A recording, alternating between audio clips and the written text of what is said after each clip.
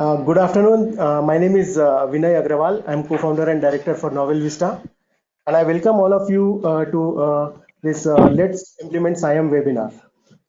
So I'm sure most of you must be aware about NovelVista, like who we are, what we do. But still, I'll just take 2 minutes to introduce NovelVista and our speaker, and then I'll hand it over to our speaker, Mr. Kevin Holland. So NovelVista is an 8-year-old organization, and our expertise is in doing training and certification programs. So I can proudly say so far we have trained more than 25,000 participants across various practices, processes, and technologies. We have a portfolio of more than 2,000 courses with us, and almost 300 plus trainers who are associated with us. So apart from doing this trainings and certifications, which is our core business, we also believe in doing a lot of knowledge sharing initiatives.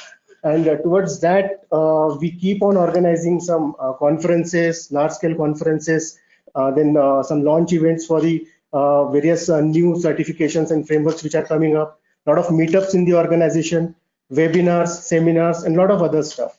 So recently, we thought this should be an ongoing initiative, and to achieve that, we have created this NovelVista Learning Carnival as a separate focused initiative to continue our knowledge sharing journey. So today's webinar is about SIAM, and the topic is Let's Implement SIAM, and we have our speaker, Mr. Kevin Holland, for this. So this is one of the webinar which is a part of this learning carnival. In the past also we have done on implementing ITL4 and various others. We will continue doing many other webinars. So I can tell you next in line will be predicting the team performances in service delivery, which will be again by the industry expert. So with this, I'll quickly introduce Mr. Kevin Holland, and then I'll hand it over to him to take the session ahead. So Kevin Holland is Chief Examiner for Exim SIAM certification scheme, and he's very passionate about developing and sharing the best practices in IT service management, and especially in SIAM. So Kevin has more than 35 years of experience in IT, and he has worked across various roles including development, operations, and management, and most recently in the UK public sector. So Kevin was instrumental in driving the development of SIAM thinking, and his eminence in IT service management led him to being made a fellow of British Computer Society. Out of IT, Kevin is also an accomplished musician, and he loves growing and cooking his own food. So I'll just hand it over to Kevin now, who will take you through Let's Implement SIAM. Hello everybody, sorry about that.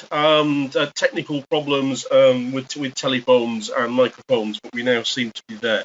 Okay, I shall get cracking and get started. So I want to take you through best practice for implementing SIAM. Now these are real examples, absolutely genuine examples that I saw myself. So I'm going to go through prerequisites for success, implementation options, SIAM governance, processes, and data and tooling. Let's start with prerequisites for success. The first prerequisite is to understand what SIAM is. If you're an organization who wants to go towards SIAM and use that methodology because you've got multiple suppliers, multiple service providers, don't just expect someone to come and do it to you or do it for you. You have to understand what SIAM is. You will not be successful unless you in your organization understand SIAM. Now, there are various sources for that. There's the free to download foundation body of knowledge, the professional body of knowledge, free white papers, webinars like this one. But whoever is in charge in your organization of wanting to do SIAM should understand it at a basic level. And you need people in your own organization that understand it at a good top level as well, ideally a professional level. Otherwise, you are relying on somebody else making a major change to how you operate IT. That's never a good idea, so you need that knowledge. That's the first thing for success. The second thing is to follow the SIAM roadmap. A roadmap is described in the foundation body of knowledge, expanded in the professional body of knowledge. It's a tried and tested sequence, a tried and tested approach and techniques for implementing SIAM. So use it. Various stages: first stage, discovery and strategy; What have you got? Why do you want SIAM? And then plan and build. How are you going to do it? Make some key decisions about service integrator, and then implement, and then run and improve. There's no need to try and make up how to do this. It's all described in the bodies of knowledge, tried and tested techniques that work, so use those. The most important decision for success is deciding on who is going to be your service integrator. There are a few options. You can have an internal service integrator. So within your own organization, you do it all yourselves, all the service integration activities. You can choose an external service integrator. You appoint an external organization to do that for you. You can have a hybrid model where it's both a combination of your own staff and an external provider. And you can have a lead supplier model where one of the providers who are providing the IT services also become the service integrator. All of those are described in the body of knowledge and the benefits and issues with each of them. But you have to get the right one for your organization. That is a key decision. Once you have made that decision and start your design and implementation, it is very difficult to change it again. This is why you need to understand SIAM. You need to understand your organization's capabilities, which you do through discovery and strategy. Why do you want to do SIAM? What are your budgets? So that is the most important decision to success in SIAM. Do you want to run it yourself, pay someone else, do it together? And what's best for you long term? Don't just think the next few years. Think 5 years, 6 years. Think longer term. Where do you want to be? How do you want to operate SIAM? That is a very, very important decision. So let's look through the options. So who does the implementation? Let's assume you've selected your SIAM structure, which one you want. Who could do the implementation? One option is do it all yourself. Now, even if you're using an external integrator, you could still run the project yourself. This is more about internal integration. Now, doing the implementation of SIAM yourself, the advantages are it gives you better knowledge of the SIAM model. Each SIAM model is specific to the organization and the landscape of service providers. If you do all the implementation yourselves, you will rarely get to understand that model because you're doing the implementation. It can be less cost to do it all yourself. Clearly, you're not paying outside organizations. It can be a better fit to what your organization needs. You know how your organization works. It can be difficult for an external to understand that. But doing it all yourself, if you've done the work, you're more likely to be committed to its success and its future. But there are issues. You may not have the experience in implementing SIAM. In fact, you probably haven't. You can get distracted. We've all seen projects that start off with best intentions and something else comes up that needs doing. So the initial project gets put to one side. So it can take longer to implement. There will be resistance to moving to a SIAM model in your organization. When it's all being done internally and managed internally, that can be a lot harder to overcome because you haven't got an external person who you're paying, who you basically have to listen to what they say to get the results. Clearly, you can have somebody else do it. Now, my choice of words here, I've said have it done to you, not have it done for you. I have seen SIAM implementations where the organization has selected an external provider to come and implement SIAM for them and have left them to get on with it. That is not a good idea. Your SIAM model has to work for you. But using an external body to help that is a good idea. The advantages are they will be experienced in implementing SIAM, providing you select the correct integrator. It can be easier to overcome that resistance to change. An external body is more likely to be able to influence your internal people. And they will be focused on delivery. They are less likely to get distracted when new projects come into your organization. But unless you understand SIAM and make sure that external provider gives you what you want, that SIAM model might not be the best for you. It might be the SIAM model that the external integrator always implements. And that might not fit how you want to operate. It can be more challenging for people who stay in your organization, what we call the retained capabilities, to understand the model when they're not involved in its implementation. It is likely to be higher cost of an external, and you do have a higher risk of failure. That's what we find, because you may run out of money. It can be more difficult to actually implement that way. So my advice is use a hybrid approach. Have a combined implementation team, internal people, external people, if you're using, whether or not you're using external integrator.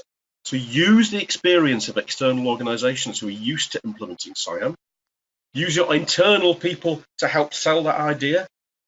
Using that model, guess what? You get all the pros. You're focused on the delivery. You'll get better knowledge of the SIAM model in your organization. Can be less cost, better fit, more commitment. But the key there, it really starts to build that relationship between the retained capabilities and the service integrator, where you've picked an external integrator and they're helping you to do the implementation. The only disadvantage I can think of that is you need to carefully design who does what. So you've now got two organizations, your organization and an external one, both doing the implementation and managing it. So do the design for project roles and responsibilities. But you should be doing that anyway. So really, that should be a very easy option to follow. Now, should you do a phased or big bang? Phased is when you do incremental implementations, you move towards the end goal. Big bang is everything at once. Big bang is nearly always the highest risk and the greatest effort. You have to do so much planning beforehand. You have to be absolutely sure that everything is going to work, because when you now implement, you are affecting your entire IT operating model all in one go. Every provider comes in at once, the service integrator goes live at once. It's very big risk. It's still an option. You may be forced into that to meet legislative deadlines, etc., but it is high risk. A phased approach to implementation lets you learn, lets you adjust. Continual improvement lets you try out a technique. Is that working for us? Is that particular aspect of SIAM? How would we designed it? If it's not working, you can make changes, but it can take longer to complete overall. And I've seen implementations that never actually get there. They start on a phased approach, and because they haven't really got that commitment, it sort of takes ages and ages and ages and ages. So phase doesn't get you out of having to make decisions and putting some pace behind your implementation. So let's look at phasing options. One option is to do it by process or process area across all providers. And I'm going to use a few examples now. What happens in IT? I worked in IT at the sharp end. I wasn't a consultant. I worked in organizations. I was an IT manager for many years. We make lots of changes. Some of them work, some of them don't. Now, within a single organization, that's not too bad to manage. You can get a handle on that. But when you've got multiple providers and all their services integrate to provide the end-to-end service, that management of change across the end-to-end services can be quite challenging. So one way to implement in a phased approach is to implement change management across all providers and the integrator and the retained capabilities first. Do that process first. That will immediately start to get all the providers engaged with the integrator. That will make you have to come up with your rules and policies for change management. It will start to change the culture. There will be failed changes that need investigating. Straight away, you're actually using a big part of your SIAM model and all the relationship aspects of that as well, just by implementing one process. You will also get better control over changes, which means you are improving the service availability more than likely, just by doing change management. That's a very powerful way to do a phased implementation of SIAM. Coupled with that, it's also very useful to put in place major incident management. Not all changes work, we know that. We get failures in IT regularly. In the UK, we regularly hear of large organisations with major failures. And the more recent one of the banks, no one could withdraw any cash from the ATM machines in the wall because they'd made an IT change that didn't work. That is bad enough in a single organisation. When you get that type of major incident and there are multiple organisations involved, unless you've got a coordinated major incident management approach, and I'll talk about that when we come on to processes, it is very, very difficult to get resolution. It will take longer, which is what happens in large organizations.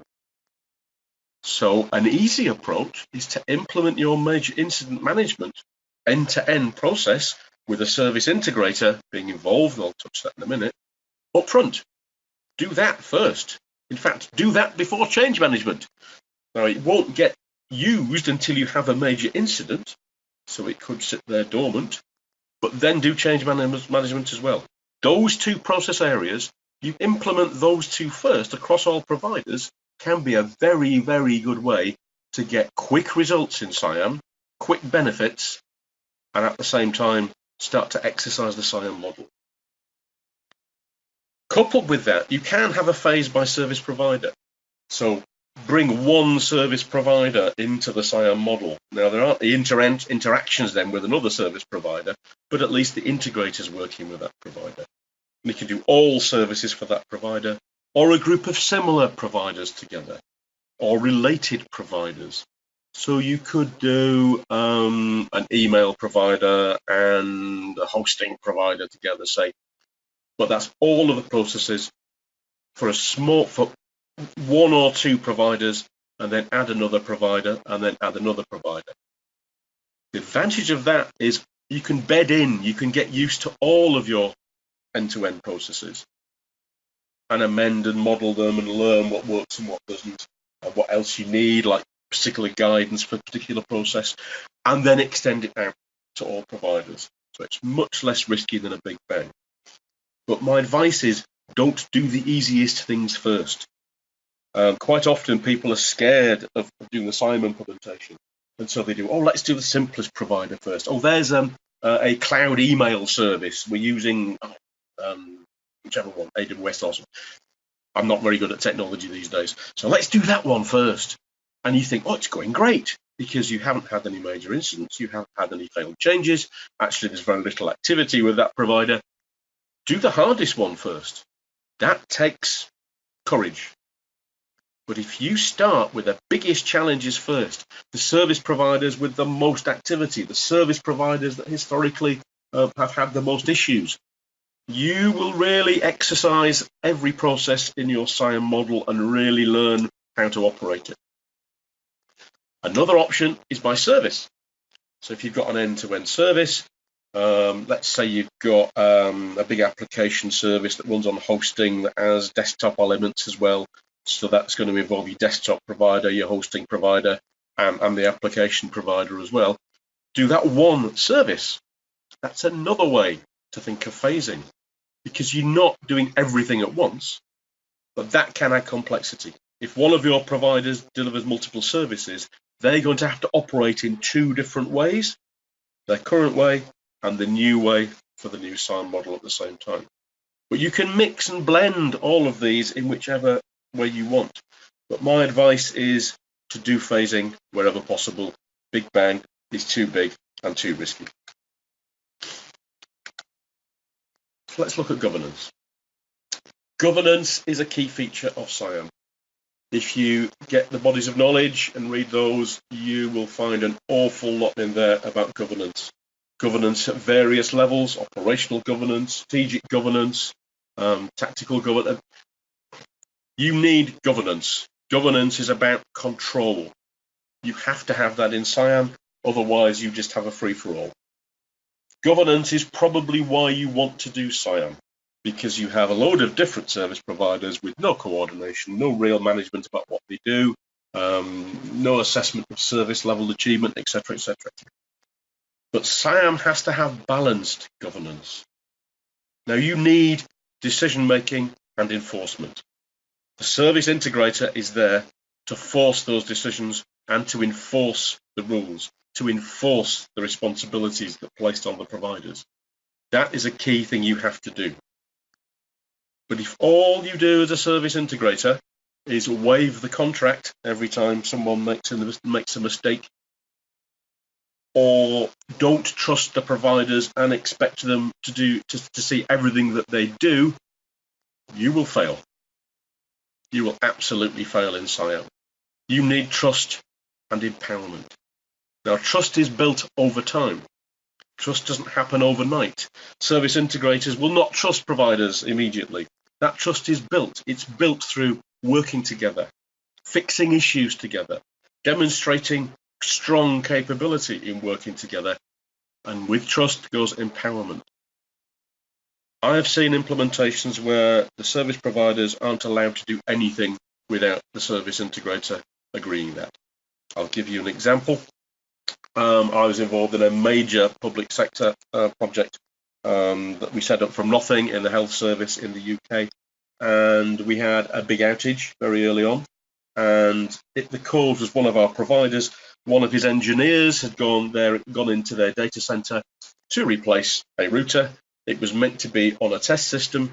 He took down the wrong router in the live system, and we lost service. Our immediate reaction to the service integrator, because this was in the first few weeks of that relationship, was that we immediately did not trust that service provider to do anything at all without us knowing about it. So we said, right, from now on, every single change in that data center, we want to approve it. That created a mountain of approvals. We couldn't do them all at once. And actually, did that help build trust in the provider? No. It's like having a child that you never let go out of your sight, never let play on their own. You will never build that trust in them. There are some sections in this on the bodies of knowledge, but you have to go design your governance model based on the best case, which is, okay, if we have trust, if we have empowerment, what does governance need to look like? The minimum, and then add to that, but be prepared to release some of that governance over time. And my technique for that is to understand, why are you putting in place governance?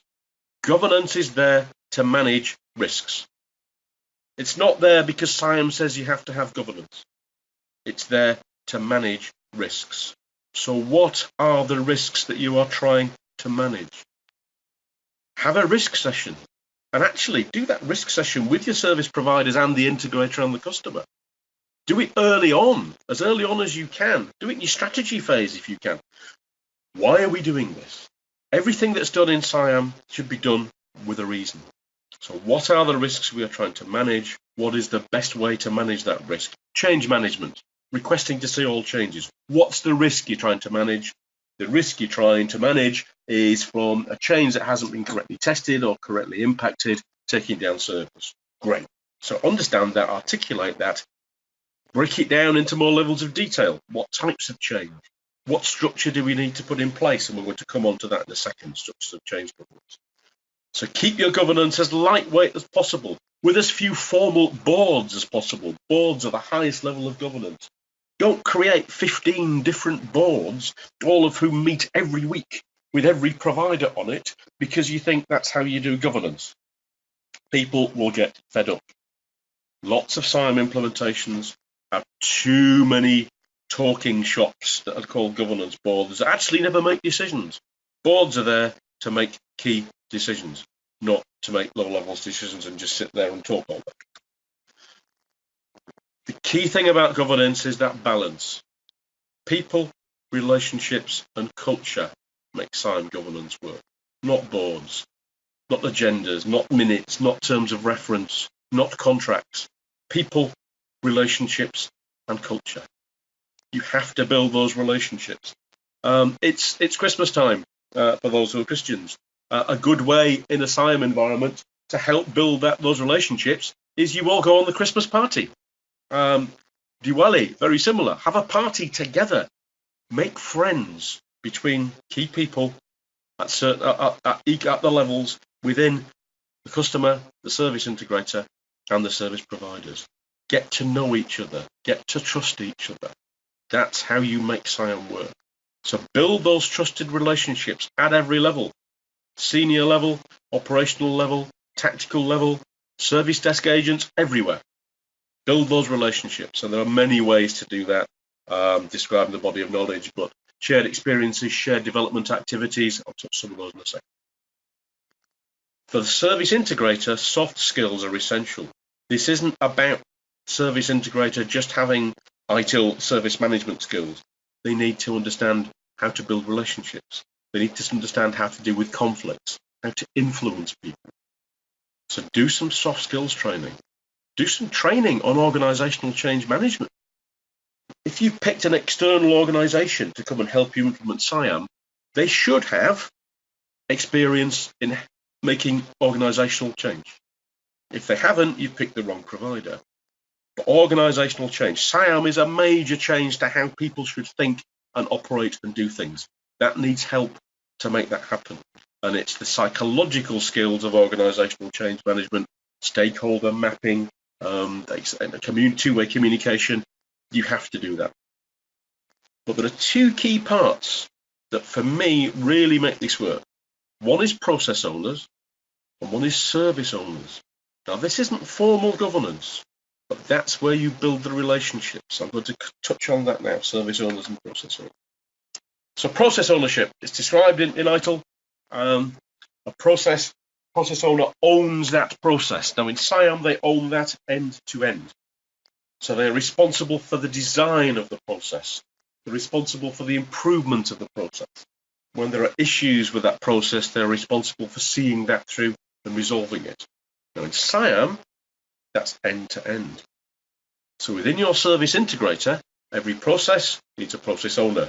Change, release, problem, service continuity, incident, available. Every process needs a process owner. Now, one person can own two processes, of course we do, but they need to really understand that process and how it operates. But that integrator process owner is now accountable for that process design and process governance across all service providers. Now, each service provider will have their own version of the process. They will certainly have their own procedures at the lower level. So the integrator process owner can't be responsible for that. And they're not responsible for the day-to-day pressing buttons and making it happen. But they are accountable. So if your hosting provider runs out of capacity, who is accountable for that? The capacity management process owner in the service integrator. That sends a strong message to the staff in the service integrator. These are key people in the service integrator. You can't just say, well, it's the supplier's fault. They run out of capacity. No. What did you do as a process owner? What measures did you put in place to get early warning of running out of capacity? Why did it run out of capacity? Well, the business put more users in place. Well, you're the capacity management process owner in the integrator. Why did you not have a relationship with the business to understand what the forecast load was? So it's everything within that process, as described in ITIL and other service management bodies of knowledge, that you're making work across the entire ecosystem. Now, to do that, you set up those peer-to-peer relationships by ITIL practice. ITIL now calls them practices, not processes. I've got an example of that. So set up a horizontal working group or process forum for incident, one for change, one for problem. Get together all the people involved in capacity management. I'll use that as an example.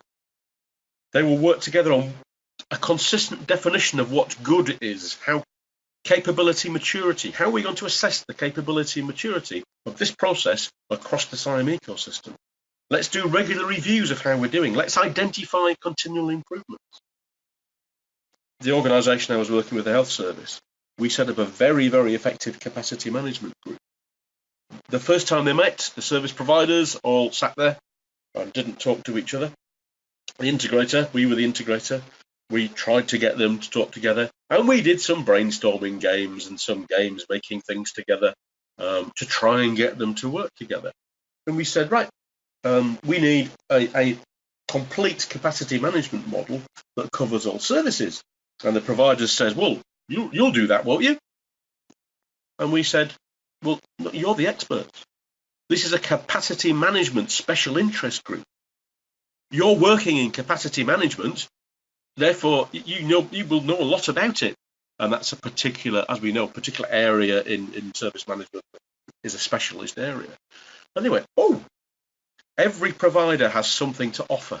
Get them all to work together to develop all your models, the detailed models. They then form relationships with each other. They then start to trust each other. The service integrator is there as a facilitator. And here's an example of that peer-to-peer relationship. So problem management, service process owner and the service integrator has a relationship with problem management process owners and the service provider, sets up a working group, sets up process forums, the same for change, same for capacity, same for senior management as well. A senior management peer-to-peer relationship. So all the senior people in each of the providers know each other and get to trust each other. This can help so much with that soft governance. So when they're having issues, they just pick up the phone to each other. They build a relationship. You'll probably find that they know each other anyway. IT is still not that big an industry, really. People know each other. They have worked with people in other organizations. They will know somebody that knows somebody else. So creating this type of special interest group horizontal relationships is quite easy to do, providing that you set out to do it and the service integrator enable it. Service ownership is the other key concept. Now this is described in ITIL as well. That service owner is the single point of ownership for a business service, the service used by the users. They also have relationship management with the stakeholders. So this is within the service integrator, you have a service owner for each service. A product line is another phrase that's used. And they also oversee all continuous improvements that affect their service. Yes, there may be an improvement in problem management going on, but if that's affecting your service as a service owner, you should know about it. In fact, you should oversee it. And the service owners in a good model also have the relationship management with the service providers. So let's look at the graphic for that. At the top, we have the business stakeholders. The service owners in the integrators, they have survey owners, a misprint, terribly sorry. They have a relationship with the process owners, a horizontal relationship within their own organization. So you're building trust here between the people accountable for the service with the people accountable for the processes. But then below that middle line, we have the service providers. So the service owners have a relationship with the service provider service owners. The process owners have a relationship with the process owners. And you get this very nice matrix of people who work together on soft governance, build the relationships. They will also have a strong, proper formal governance role, governing the achievement against the responsibilities in the contract. But build that kind of matrix, relationship matrix, will help you get success in SIAM. There will be some providers, commodity providers, that can't do that. Great, but at least then you know about it. But for the ones you can, build that. Touch on governance of change. It's a very important part of operational governance. It has to be in place as early as possible in the SIAM roadmap. Clearly, you need it for when you go live with the services. Actually, if you build that change governance model early on, you can bring it into project change. Exercise that. So if you want to make a change to the SIAM model before you go live, if you have that change management structure in place, use it, test it out. But change in SIAM needs a structured governance model. Just having one change advisory board that approves every change that every provider wants to make is never going to work, and I've seen that. In the early days of the health service, we were running change advisory boards. We were running 3 meetings every day of the week. So we were running 21 change advisory board meetings every week because naively, and this was very early on in the development of SIAM models, we wanted to see every change that every provider made in a single change advisory board so we could review and approve it. And then we woke up and went, why are we doing this? We were seeing very low risk, low impact changes. And why? So we came up with a much better model. At the highest level, actually the second highest level, you have an integrated change advisory board. That's the highest level of change approval.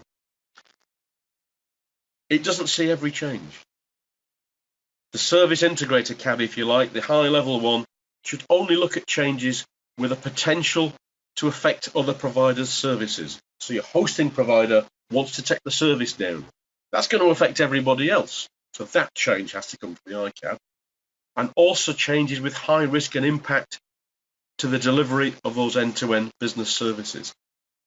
So this isn't seeing everything. It's seeing the ones with the highest risk and highest impact. The ICAP's facilitated by the service integrator. It's attended by every impacted service provider and the service owners.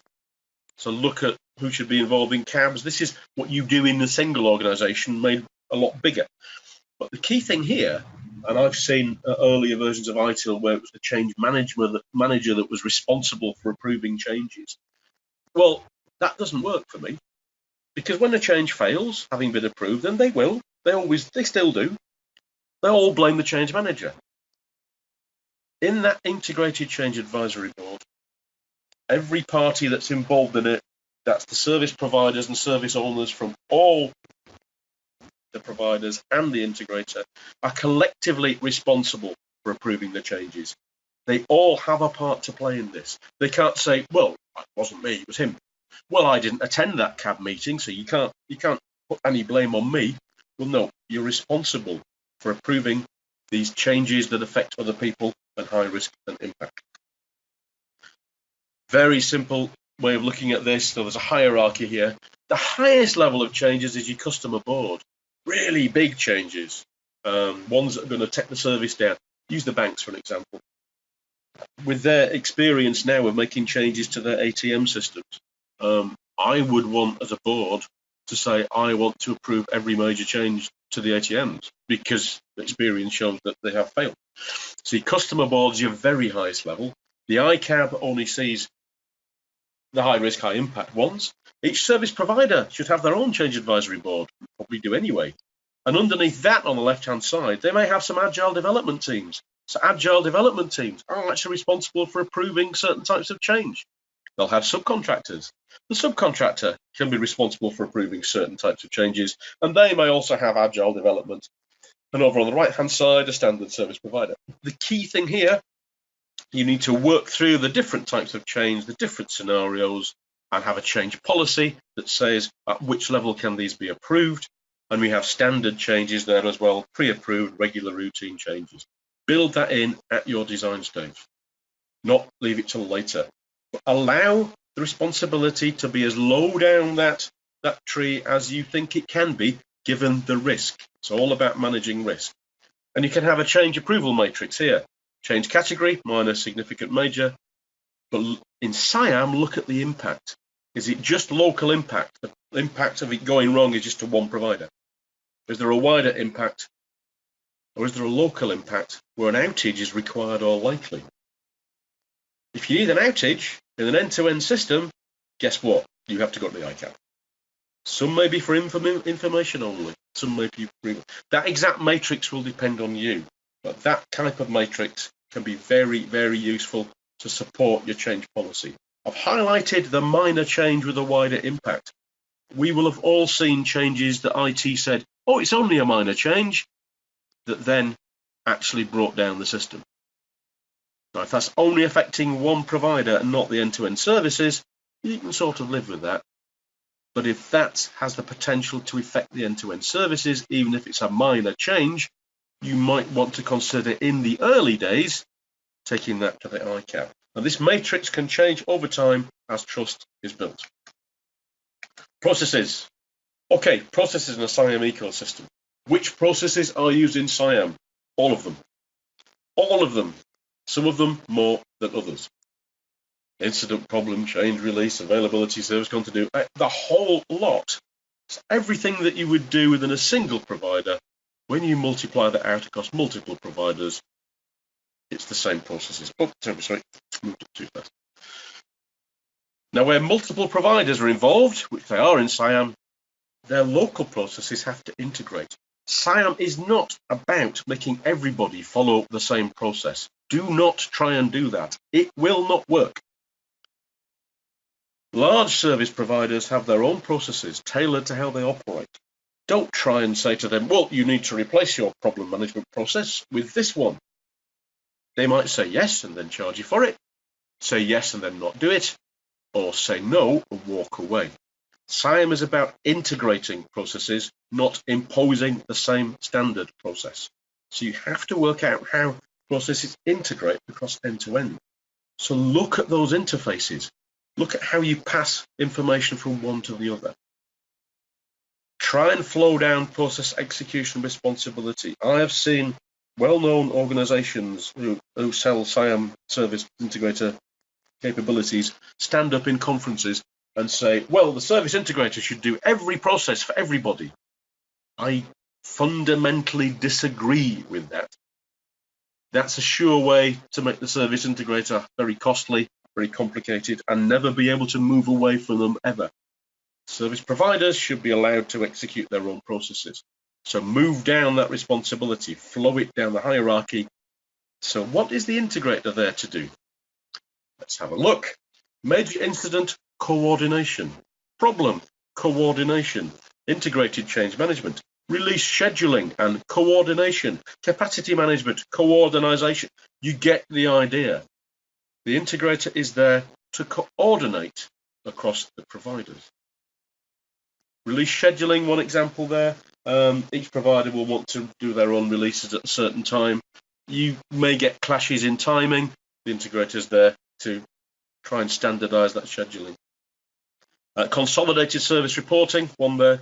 Obviously, we want some centralized service reporting. The integrator does that. And down at the bottom, service introduction and acceptance. You have to coordinate in a central place how new services are brought in. The integrator is a facilitator, a coordinator. They should do as little as possible to manage the risks that you identified way up front when designing your governance model. They should not try and do everything. Therein lies the route to failure. A couple of examples of specific process areas I found particularly useful. I mentioned earlier about starting with a phased approach to do major incident coordination. So establish what I call a service bridge. It's a major incident coordination team. It's in the service integrator, but it has relationships with the major incident teams in each of the service providers. So when you get a major incident, that service bridge is a single point of visibility and control. They are the ones communicating out to the users the expectation, what's happening with a major incident, when should it be fixed, what's going on. They're the ones coordinating with key stakeholders about this is what's happening. Single point of visibility and control. They're not fixing the major incident. They can't fix it. They're not the guys in IT that can actually do things, but they're there controlling, shaping, moving, making sure progress is happening. Service providers need to alert that service bridge, and you need tight rules about when they do it. It can be when a service provider identifies a major incident. It can be earlier than that, when you're approaching service level breach. That needs to be defined for your organization and your model. But then the provider keeps the bridge updated. The integrator coordinates those teams, escalates, does stakeholder comms, does follow-up, root cause analysis reports, what happened, why, and then tracking actions. Why did that fail? Well, the engineer went into the wrong cabinet and pulled out the wrong router. Right, how are we going to stop that happening again? But then sharing that across all providers, because a mistake that one provider makes, another provider could easily make the same mistake. So learn and share. A service bridge and that can be established so quickly. That can be one person and somebody on a mobile phone at night if you're 24/7. It's not difficult to set up. It is, but then you can learn the process and procedures. We had a routine of doing updates every half an hour, things like that. But set that up very early on and use it.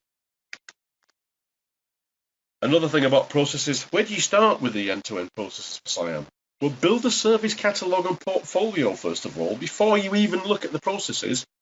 What are the services that you are providing to end users, and what are the technical services underneath that they are supporting them? Build that hierarchy. Call it a CMS if you want, but build that service catalog and portfolio. Understand the services that you're providing, but then the characteristics of each service, and that's how important they are. What's the risk level, etc., etc., etc. Excuse me a sec. I'm sorry. Just need to sneak up for 1 second. Apologies for that. Domestic emergency. I'm now back online again. So understand those services. What do they do? What are the hours of service that are required?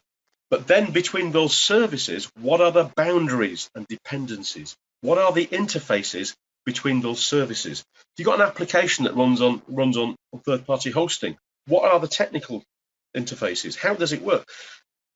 You can't design process interfaces until you understand those technical interfaces between the services. That's what I'm trying to say here. So map the services, map those boundaries, and then process by process, what is the information that needs to flow from one provider to another and what's needed to support it.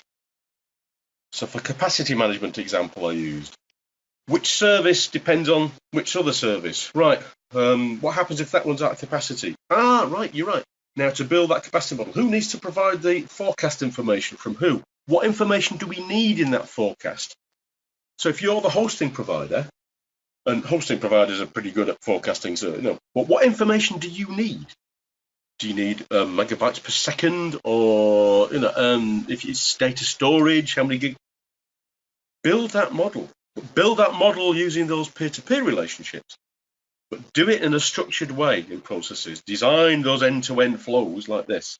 Look at the information exchanges based on the particular services. Data and tooling. Data is the crown jewels here. For each process, look at those interactions between the parties, map that flow of data and information, and there are data mapping tools around that you can use to do this. But walk through that flow, test it. Don't just pay a consultant to come and write it and say, there you go, that's the data flow. How do you know it's right? Involve everybody that's involved in that flow of data and information to test it in a conference room pilot. Walk it through. Pretend it's happening for real. I'm now going to phone you. A really good example. We were a pre-go live test of a process. We were testing the incident management process, and the service desk had taken the incident and they asked some questions from the user, and they had to work out how to pass it to the particular provider. We had multiple providers, and they worked out which provider to pass it to, and this was just in a conference room with people on telephone. And the service desk agent did really well, and then he said, right, I need to call provider X now. And he said, oh, does anybody know what their phone number is? Now that's about testing about that, but straight away you realize that in the data that you needed to store was the contact details of the providers. It's obvious, we know that, but it hadn't been done. So define what data needs to be exchanged. How could it be exchanged? Tools are one way, so that's phone, email, carrier pigeon, maybe not these days. What's the minimum amount of data required? I've seen an implementation where everyone said, oh, we might want this, we might want this, we might want this. And the amount of data that needed to be collected was just unrealistic. We had a situation where it was taking the service agent 40 minutes to write down all the information that someone may have needed one day. And it built over time. Oh, we need this. We cut it down considerably once we realized what was going on. What's the minimum amount of data? What rules and policies do you need to support? A really silly example, date formats. If you're operating internationally, how we structure dates is completely different. So I may think that 09/12/19 is the 9th of December. Someone else may think it's the 12th of September. How is it? What's your rule for your particular SIAM ecosystem? A really important one, who's going to check that the data is complete? There is very little point taking an incident record all the way down to a lower level provider who says, oh, I really wanted this data and it's not filled in. So who's going to check it? And what's the approach for getting more data and more information? That happens as well. Who's going to do it? Will the provider ask for it directly from the user? Does it go back through the service desk? Does it go through the tool set? Think it through and work it out. Good example for incident management. Lots of stuff here, but these are the kind of data you need to do. Service identifiers. How do you know which service it is? You can't use colloquial names. What's the incident flow? Severity and priority levels. If you have a priority 1, which is the highest level, and the provider has a priority 1, which is the lowest level, you're going to get confused. Common incident reference numbers, service levels, KPIs. incident closure codes. Now, all of these, most of these happen within a single provider, but in multiple providers, you need more and more types of information. But think it through, work it out. This is way before you think about tools. Sit at the process level, but use the process experts to do this. Use your process forums, your process owners. They understand the process. They understand what they need. They're experts in this to get them together to work this out. Tools, you need tools. What do you need them for? Service management tools, monitoring tools, communication tools, integration tools, reporting tools. Tools help take low-level work out. Tools make things flow easier, providing that you've done the work up front about what data you need. It's highly unlikely that every provider will adopt the same tool. I've seen it, SIAM models, where every provider will use the same tool. Large providers will say, well, we use ours already. So you may have to integrate with it. Small providers may think, some may say, great, give me a tool. But start with the idea that not everyone will use the same tool, which means you need integration. And who should own that integration? The service integrator. A key responsibility. They're in the middle. They may have to do the integration themselves. Sometimes the providers will do it. But the key here is automation of workflows. SIAM's about workflow, information flowing across the piece. Tools are great at making that happen quickly. Real-time integration is absolutely superb. Real-time integration gives you rapid flow of data, visibility of what's going on, which means user satisfaction, but it needs data and information exchange standards. The technical standards, you might use query language or XML or something. That's at the lower level. You then need technical interchange definitions. So how is it actually going to work? So you've got the low-level date formats, but then, so what's the technical handoff? If I send you some information, do I get a technical confirmation back that you've received it? But the highest one is the business interchange definitions. This is the example here is with severity level. So how do you map three different providers? One has a scale of 1 to 3 for incident priority, one has 1 to 5, and one has no priority at all. That happens. What's the rules? How do you close an incident? Does it want to go back to the user for confirmation or not? Can the provider just do it? These are the business interchange definitions. That is harder to do. Getting tools to exchange data is pretty straightforward these days. Understanding those business interactions is the key to success in Toolset integration. And here are your options. All use the same tool. Integrate point to point, so multiple providers and do lots of integrations each way. Or integrate via a hub, getting increasingly popular these days, and there are third-party cloud applications out there that help you do that. Let's look at those differences. If you all use the same tool, it's easy to integrate. It is integrated. You have one tool to maintain. But providers may not accept. Access control could be a real issue. So does the integrator have to approve every new starter in every provider? License management. Tools need licenses. How do you know? And you can end up with paying for far too many licenses for people that have left all the different provider organizations.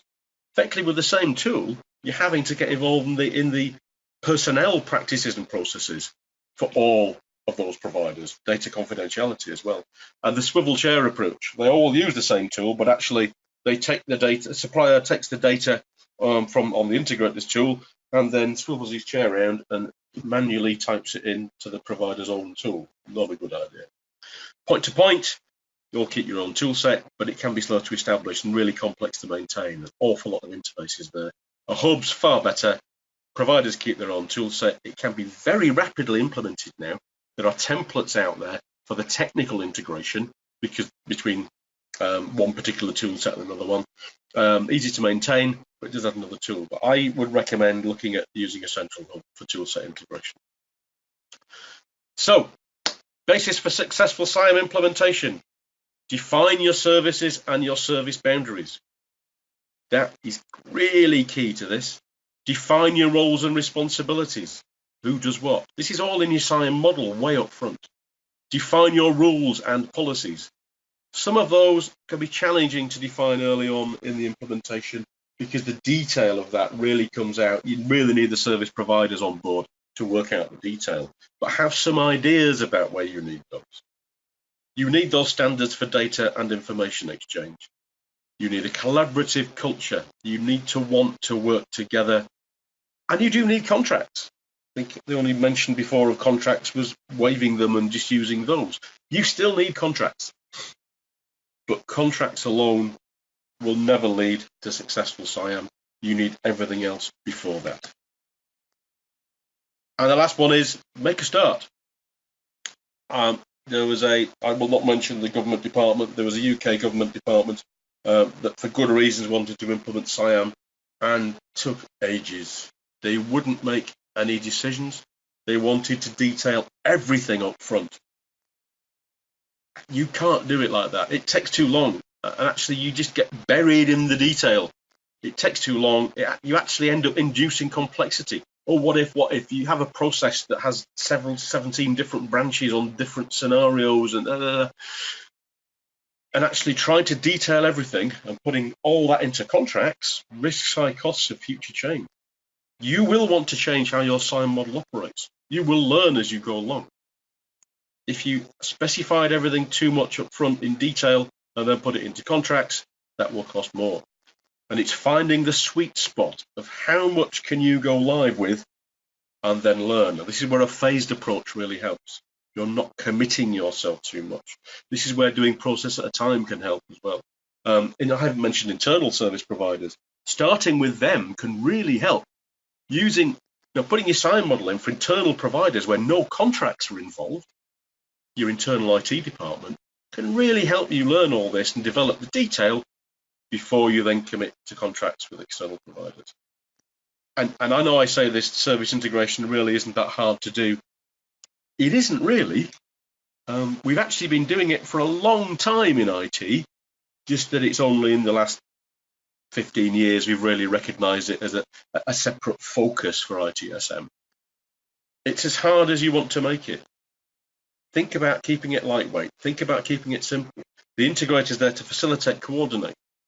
And the key thing is that start small and learn and build. That really is the key message for successful SIAM. That can be challenging, particularly where it's a large, complex organization, particularly when you want to do it all as soon as you can. But start small, learn and build.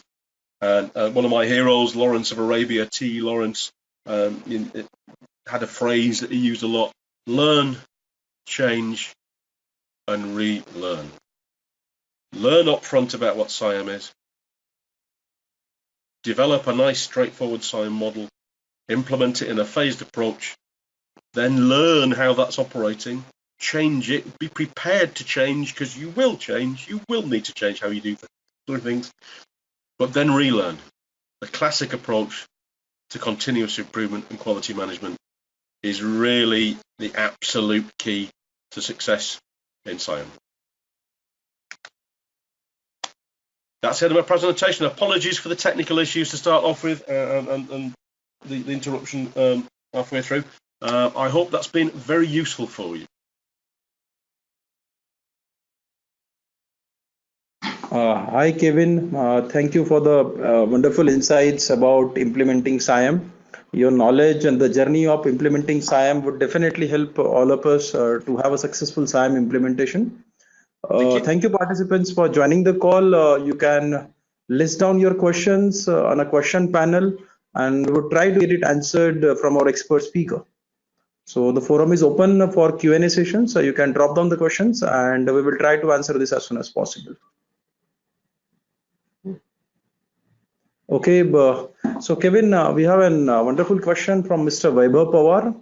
What is asking, when we talk about the horizontal relationship and the structure of ownership, it adds as an overhead.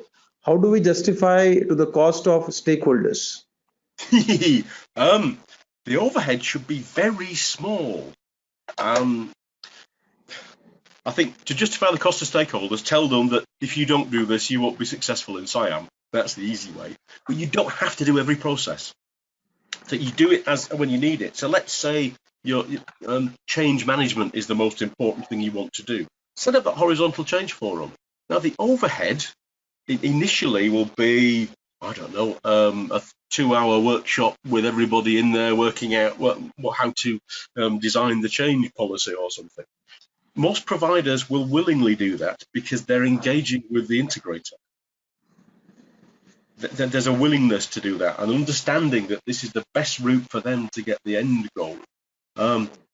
You do need to understand the cost, I'm absolutely right, but build that into your business case for SIAM. Build it in up front. Now, SIAM is a major investment for any business. Trying to retrofit then after you've started with SIAM can be more challenging. But start with major incident. Start with a major incident review. You have a major incident, get every provider in the room. They should be there anyway, but let's work together on how this works, but then let's keep in contact. Now, the advice is that it's always better if these things can be done face to face, at least once. So at least the early meeting, when you get to know everybody and put the face to the name. But after that, especially today with today's technology, it's very, very straightforward to run virtual meeting.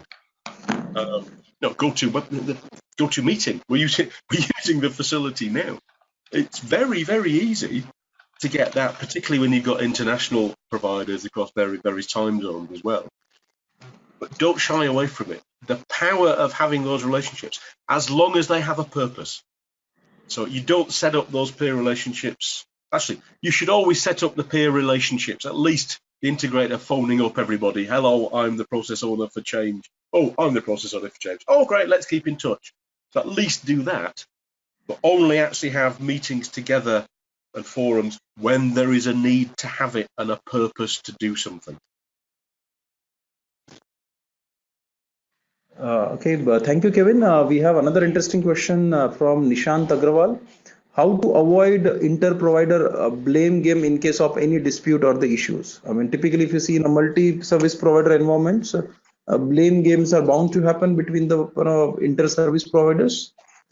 Some possible recommendations on how best we can avoid these kind of blame games. That is an excellent question, and I'm going to sort of come back to the same point really. Build the peer-to-peer relationships. Build the relationships between individuals. What tends to happen is that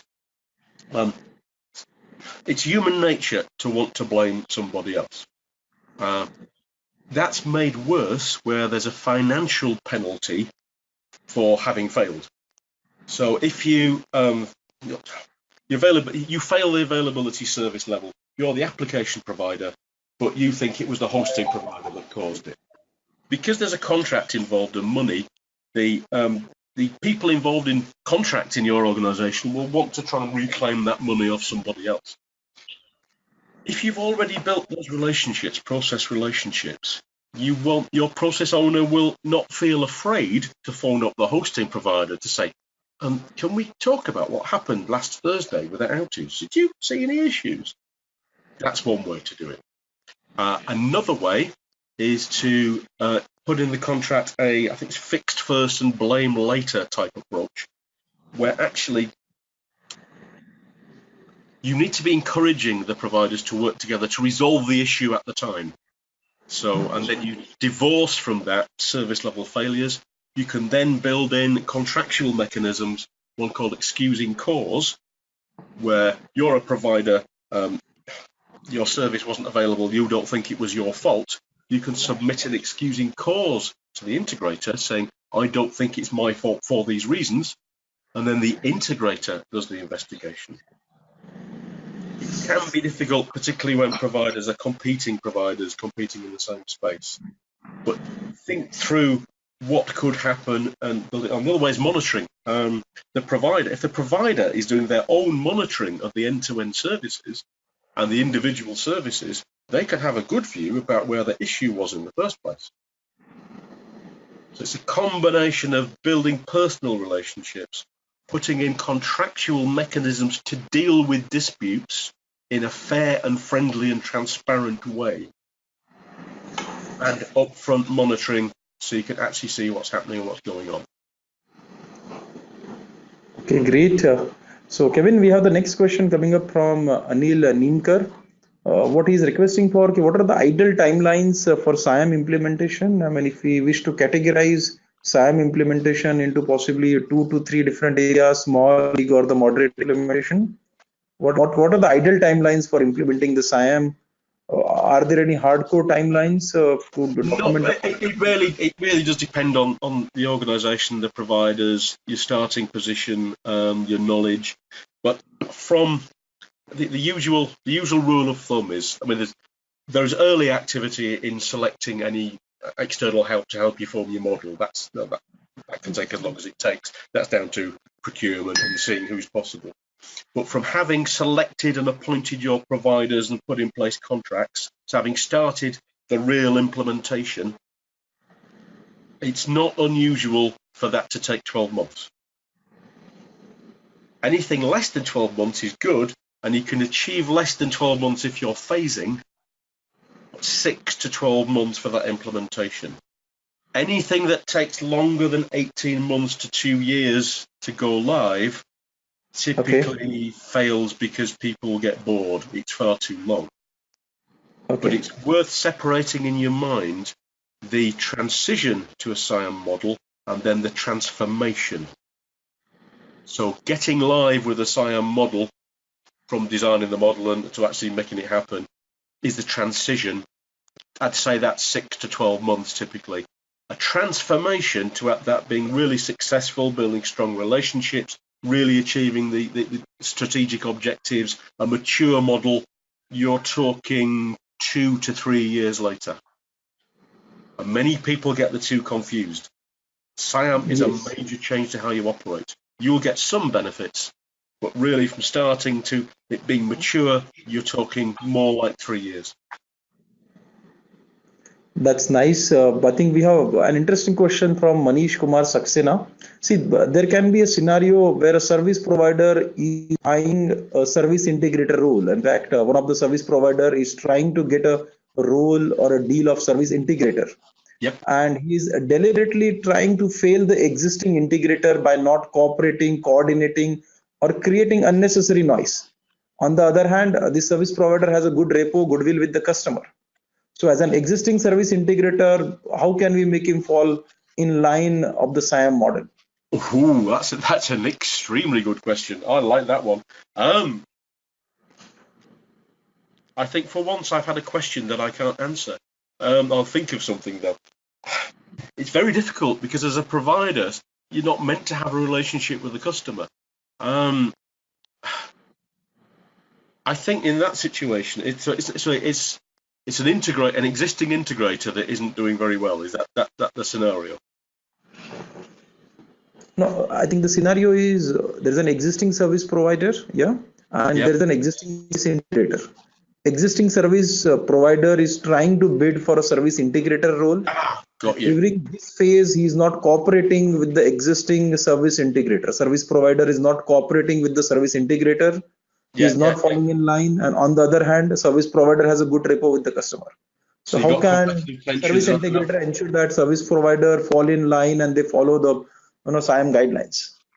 And I'm presuming the customer is unaware that the current service integrator isn't doing a very good job. I'm presuming that. Okay.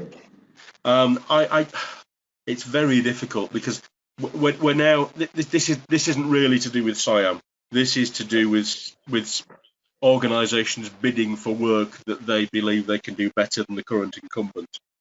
My only advice would be to try and set in the customer's mind what should a good integrator do.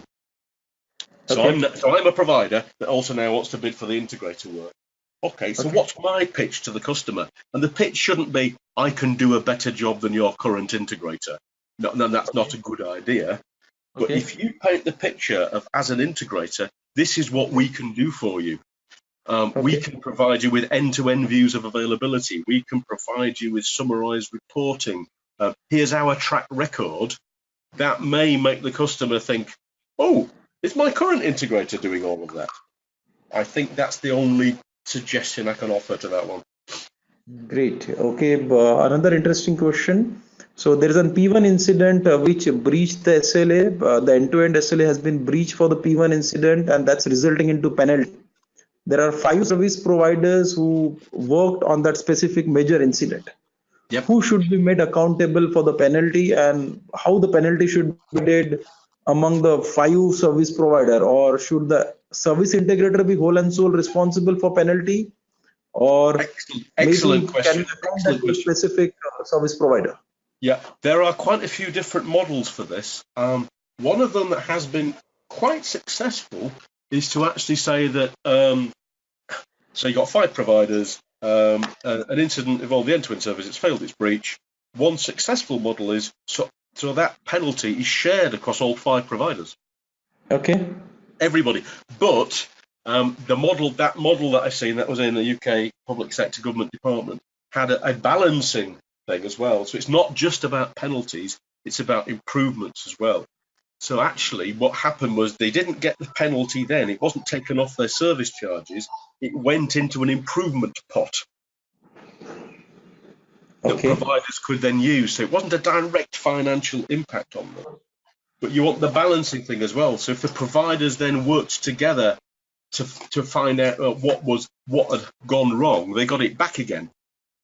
So they sort of withheld, didn't quite take the money off, but said, we will take this off you in the future. And then when they found a way to stop that happening again, they give the money back again. That's one mechanism. The other one is, if you really have mapped the services correctly, you should know where the root cause was. So you've got an incident like that, you really do, and presumably it's a major incident with loss of service, you really should be doing root cause analysis. And this is where the integrator service bridge comes in. So you want a major incident review with all the providers. You need everyone to then analyze, well, it wasn't me because of this, but here's the information, here's the facts. But to work together on where was the root cause and what are we going to do to prevent the root cause happening again. So put more focus on that and less focus on the financial penalties. Quite often, this is traditional contracts and procurement. They want to take money off providers because they think that incentivizes them to do better. It doesn't. I have seen providers where it was cheap. They were basically taking the maximum money off them every month. It was cheaper for the provider to do that than it was to invest long-term to prevent the incidents happening. So we weren't changing their behavior by withholding the money. So penalties, in the current thinking is penalties often do not achieve the desired result. Particularly in SIAM, you're better off investing that money in the question earlier about justifying the cost of the peer-to-peer relationships. You're better off doing the money that you were going to not get in penalties and invest that in getting people to work together so that you have one failure and you all work together so it doesn't happen again. Okay, got it. So Kevin, there are many more questions. So just in the interest of time, what we will do, we will share those additional questions on the email and help us out with your answers, and we will publish certainly. this as a part of blog and the information to all of the participants. Yep, of course I will. So we are just about to conclude on the webinar. Thank you, Kevin, for joining and sharing your valuable thoughts. I would like to extend my thanks to all of the participants for joining these webinars. A participant who could not join because of other business commitment, we will share the recording of these webinars, and please do share with your other networks as well. You can see NovelVista also has the WhatsApp notification services where on a regular basis we keep on sharing webinar invites, summit invitations, blogs, articles, very good offers on training certification, job alerts. In case you are interested, just say hi on the given number on the screen and you will receive the regular notification on the scene. Thank you all. I would like to also extend my thank you note to Exin for supporting us in getting the expert speaker and ensuring a successful webinar on the SIAM, implementing SIAM. Thank you all. Thank you very much. Have a nice day. Thank you.